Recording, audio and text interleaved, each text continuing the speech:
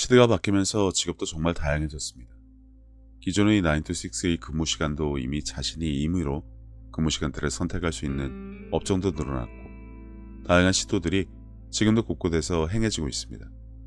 유튜버도 이미 새로운 직업이 된 지 오래고, 불과 10년 전에만 해도 듣도 보도 못한 직업군에서 일을 하는 다양한 사람들을 그리 어렵지 않게 볼 수 있습니다.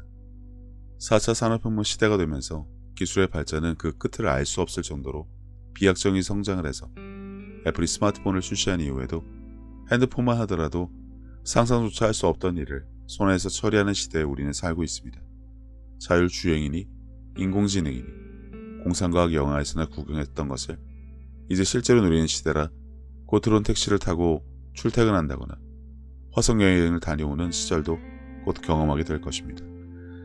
이러한 가운데 교회의 모습은 어떨까요? 과학과 교회의 연관성이 그닥 보이지 않는 가운데 지난 100년 동안 달라진 것을 꼽자면 대표적인 것이 성경 어플, 찬송가 어플, 기도문 어플, 그리고 교회 홈페이지 정도가 이러한 기술이 비약적인 발전 시대에 교회가 갖고 있는 대표적인 것이 아닐까 싶습니다. 조명이나 음향시설 빵빵하게 갖춘 것은 서커스단에서도 하는 일이니 내세울 일은 아닙니다만 그래도 그거 자랑하는 교회가 있습니다.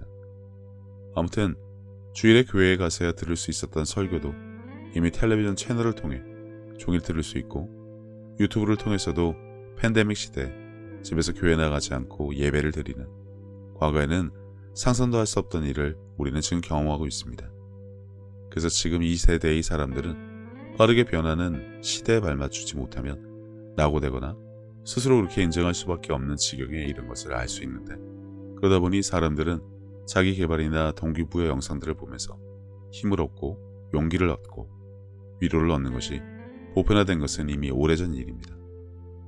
빠르게 변화하는 시대에 어제의 지식과 정보는 내일만 되어도 무용지물이 되어버리니 매일 새로운 것, 더 높은 단계의 것을 받아들여야 하는 사람들이 이 시대에 적응하지 못하고 무엇인가 그것을 메꾸어 줄 것을 찾는 것은 어쩌면 지극히 당연한 것이라 생각됩니다.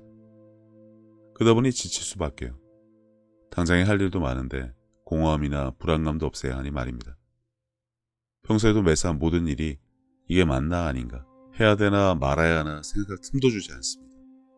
돌다리 두드리고 가는 것은 이미 옛말이고, 두드리지도 않고 남이 말만 듣고 뛰는 시대에 따라가기 벅찬 사람들은 어디에나 있을 수밖에 없습니다. 휴식이 그립고 휴가만 바라볼 수밖에 없는, 걷고 싶은데 뛰라고 등을 떠밀며 강요하는 세대에 모두 다 같이 같은 방향으로 갈 수 없는 마당에 조금씩 지쳐가고 삶의 의미를 찾을 수 없는 이들에게 과연 자기개발과 동기부여 영상이 해답일 수 있을까요? 술과 담배, 마약에 빠져 현실을 잊는 것이 유일한 위로가 될 수 있을까요? 치킨의 맥주, 골프의 쇼핑이 돌파구일까요? 달리던 레일에서 벗어나 새로운 길을 개척하는 것이 정답일까요? 지금은 어떤지 모르겠지만 수시로 고향, 가족, 집, 어머니가 떠오르는 것은 예나 지금이나 크게 달라지지 않았을 것 같습니다. 마음의 안식, 평안, 휴식, 자유로움을 느낄 수 있는 유일한 곳. 사람들 마음 한켠에 늘 자리 잡은 이러한 것들은 삶을 지탱해주는 힘이 되어주곤 합니다. 언제 찾아가도 변함없이 그 자리에 있어주는 것이라 더더욱 그럴 것입니다. 하지만 매일 함께 할 수 없기 때문에 그림이 더할 수도 있겠지만, 그만큼 사람들에겐 매일같이 기댈 언덕이 아니라 마음의 평안과 안식, 안정과 사랑을 누리고자 하는 갈망이 있습니다. 하지만 자기 마음조차 다스리기 힘든 시기에 어리석은 위로조차 받지 못한 사람들에게 정작 필요한 것은 바로 영원토록 변하지 않는 것은 오직 하나, 하나님밖에는 없으시다는 것을 아는 것이고, 크리스찬은 그것을 알려주어야 합니다. 그러다 보니 그런 와중에 세상의 동기부여, 자기개발, 감동과 위로의 영상을 찾는 대신 말씀을 통해 삶의 위로를 찾는 분들이 계십니다. 세상도 중독도 유행도 만족감을 주지 못해 성경 읽고 기도하고 설교 영상 보면서 성장하고 살아내고자 하는 분들이 많다는 것이죠. 하지만 그들 중에는 크리스찬이 아닌 분들도 있기 때문에 유튜브 말고는 딱히 어디를 가야 도움이 되는 영상을 찾을지 막막한 게 현실입니다. 그나마 유튜브에 가면 다양한 채널들이 말씀을 전하고 있지만 교회만큼 다양한 데이터베이스를 갖고 있지 않아 카테고리로 찾으면 도움되는 영상이 그리 많이 나오지 않습니다. 그렇다고 몇만 개나 되는 교회 홈페이지, 어딜 가야 하는지도 모르고 그나마 들어가 봐도 어느 교회나 체계적인 정리조차 하지 않고 방치한 곳이 훨씬 더 많습니다.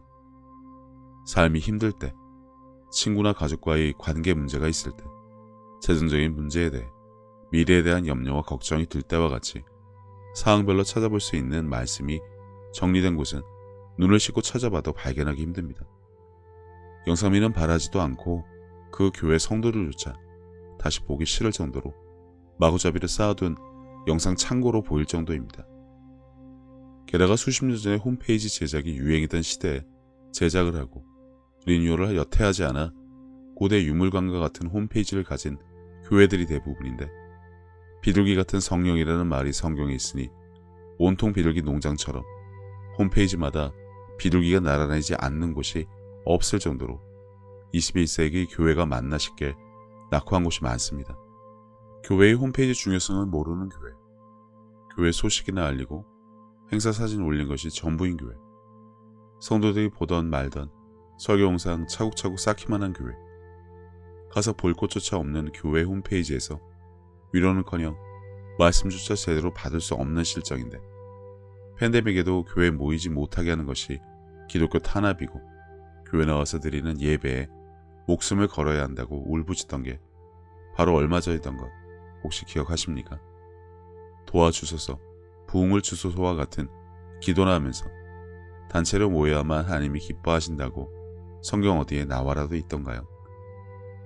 요즘 세상에서 그런 홈페이지 운영하는 곳이 없다는 것조차 모르나 싶을 정도로 방치하는데, 아무튼 4차 산업혁명 시대에 교회의 역할 세미나 같은 것이라도 열어야 한다는 엄한 소리는 할 것이 아니라면 말씀에 목말라하는 교회 성도나 우연히 찾아온 사람들을 위해 손쉽게 볼 수 있도록 카테고리 정리라도 해서 주제별로 말씀을 볼 수 있는 기회는 최소한 주어야 하지 않나 싶습니다. 힘들 때, 슬플 때, 어려울 때, 지칠 때, 위로가 필요할 때 교회 홈페이지 가면 어떤 영상을 보라고 알려주는 것이 없다는 것입니다. 주일 예배, 수요 예배 영상이 날짜별로 올라오는데 내용이 뭔지 알 방법도 없고, 아무튼 이것이 왜 중요하냐면 교회 홈페이지에 있는 영상, 유튜브에 올리는 관련 영상은 그 하나하나가 목회자이기 때문입니다. 계시로 받은 말씀에 근거하여 전하는 하나님의 말씀을 보고 듣고 눈과 마음이 뜨거워져 하나님께로 다가오게 할 수 있게 해주는 힘이 있기 때문입니다. 사람을 낚는 어부가 아닌 사람을 섬기고 세워주는 일을 할 수 있다는 인식으로 성령 충만과 말씀에 대한 높은 계시로 말씀을 전한다면 복음은 누구나 손쉽게 접하고 다가설 수 있습니다. 그 일을 교회가 나서서 해야 하는데 많이 부족합니다. 한국 교회에 실시간 채팅 상담이나 성당처럼 고해 성사를 하는 곳이 열려 있어 신앙 상담이 되는 곳이 운영하는 곳조차 있는지 모르겠지만, 사람들은 인터넷, 유튜브, 넷플릭스로 오락과 가십거리만 보는 것이 아닙니다. 교회에서 슬기로운 다수처녀 이야기를 삶으로 실천하는 것은 바로 이런 부분에 응용을 하는 아주 간단한 일이라는 것을 알았으면 합니다. 그리고 선한 사마리아인의 이야기에서도 누가 이웃인지 알려주셨습니다. 제사장과 레위인은 소위 종교인들이었으나 그들은 이웃이 되어주지 않았습니다. 신방을 가는지, 기도하러 가는지, 예배드리러 가는지 몰라도 아무튼 그들은 이웃을 보고도 방치했습니다. 언제 어디서 누가 어떤 방법으로 말씀을 듣고자 할지 모르니 예측하고 미리미리 준비하는 것, 정말 어려운 일이 아닙니다. 거창하게 예산을 드릴 일도 아니고 능력과 기술이 부족해서 도저히 할 수 없는 일도 전혀 아닙니다. 만약 교회가 땅끝까지 복음을 전하는 게 누구든 주일 설교를 교회에 와서 들어야 하고 해외 선교사 파견이라고만 단정한다면 그들은 우물한 개구리밖에 안 됩니다.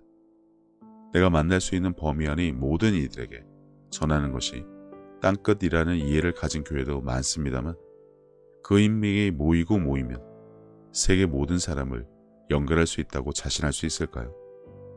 그래도 닿지 않는 사람들에게 들을 기회를 어떻게 줄 수 있을까요? 그런 식으로 해서 될 일이 전혀 아닙니다.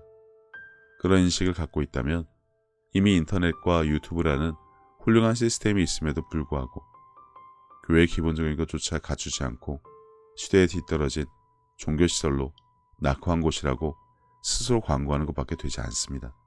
교회 설교든 관련 유튜브 영상이든 누군가는 당장 들어야 할, 듣고 싶은 것이 있지만 찾는 것조차 쉽지 않게 널브러진 영상들에서 딱히 그들에게 맞는 영상을 찾기란 하늘의 별 따기와 같은 것을 알고 그나마 가진 것, 정리해서 지나가는 나그네가 되던 여행자가 되던 생명부지의 지구 반대편 사람이 되던 기회를 주는 것은 당연한 일입니다. 말씀이 필요한 자들은 교회 전단지가 필요하지 않습니다. 나갈 교회가 당장 필요하지 않습니다. 하나님의 말씀을 듣기 위해 선택할 자유조차 갖지 못하게 한다면 교회가 어려운 이유? 가고 싶어도 갈 방법이 없게 만들고서는 왜 부흥을 논하고 주일 예배나 전교인 초청이나 전도 집회와 같은 오프라인 행사에만 신경을 곤두세우나 알 수가 없습니다. 인터넷 SNS 광고가 보편화된 세상에 교회 광고를 하라는 것이 아니라 인터넷을 통해 언제 어디서나 말씀을 접할 수 있는 체계적인 기회를 제공하는 것이 뭐 그리 어렵다고 안 하고 있는지 답답할 뿐입니다. 지금까지 교회는 전통적인 방법으로 선교사를 세상 오지로 보내 죽을 고생을 하는 것은 아는지 아무튼 어떻게든 말씀을 전해야 한다 등 의견도 분분한데 선교사분들이 현지어를 모르면 통역을 대동할 것이 아니라 한국에 있는 베이스 캠프에서 설교 영상에 해당 언어 자막을 입혀 보내면 아무리 오지라도 매주 받아보게 할 수 있습니다. 그거 틀어주고 추가적인 말씀을 전하거나 그 사람들의 삶을 돌봐도 될 일입니다. 여력이 되면 영어, 스페인어 등 다른 언어로 얼마든지 번역기 돌려 영상에 자막 넣어줄 수 있습니다. 그런데 선교사가 알아서 번역하고 통역하고 설교하고 그럴 여력이 현장에 있을 것 같은가요? 복음을 전할 대상들에게는 상상도 할 수 없는 수많은 해결해 주어야 할 일들이 잡초처럼 질비한데 말이죠. 신기술이 넘치면서 누구든 새 것을 좋아합니다. 지금 세대의 훈민저금을 통해 한글을 배운 사람 단 한 명도 없습니다.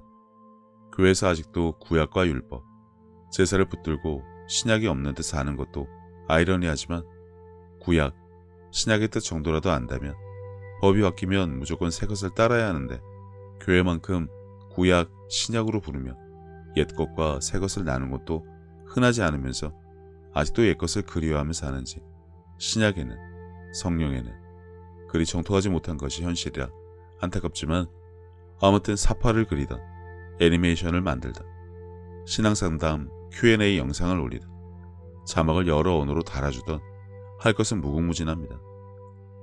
아직도 손에 성경 들고 방석 깔고 무릎 꿇고 기도하고 주일엔 무조건 교회 가서 설교 드려야 하는 것이 기독교의 전부라고 생각하는지 모르겠지만 시대가 변한 만큼 교회도 변화가 돼야 합니다. 겉보기엔 크고 웅장한데 안에는 박물관 같은 분위기. 사랑과 기쁨이 넘치기보다는 예배만 중요하게 생각하는 교회. 그것만 봐도 무리한 요구를 하는 것이 아닌가 싶은데 그래도 해야 할 것은 나서서 하는 변화되는 교회가 생겨났으면 합니다. 능력자들을 모아 말씀에 굶주린 나그네들을 생각해주는 그들이 진정한 이웃 시대는 교회로 성장하고 발전하고 앞서갔으면 합니다. 구슬이 서말이라도 꿰어야 보배라고 합니다. 교회가 그만큼 말씀과 설교에 자신이 있다면 당당하게 세상 누구라도 볼 수 있는 기회라도 주면서 나눌 수 있게 되기를 바랍니다. 예수님께서는 내 마음을 다하고 목숨을 다하고 뜻을 다하고 힘을 다하여 주 너의 하나님을 사랑하라 하신 것이요. 둘째는 이것이니 내 이웃을 내 자신과 같이 사랑하나 보다 더 큰 계명은 없다고 하셨습니다. 생각해보면 믿는 사람들은 이미 하나님께 받은 것이 너무나 많은 것을 아는 자들입니다. 예수님을 통해 죄사함과 구원을 받은 것부터 시작해서 살아 숨을 쉴 수 있는 공기와 바람, 맑고 푸른 하늘과 마실 물, 그리고 땅과 그 위와 아래의 많은 것들, 이미 오래전부터 내 주변에 있어 왔으니 당연한 것으로 여기며 우리는 여전히 값없이 공짜로 받아 그것들이 감사함을 잊고 살기는 했지만 그런 것 말고도 하나님으로부터 받은 사랑과 평안에 대해 생각하자면 끝이 없습니다.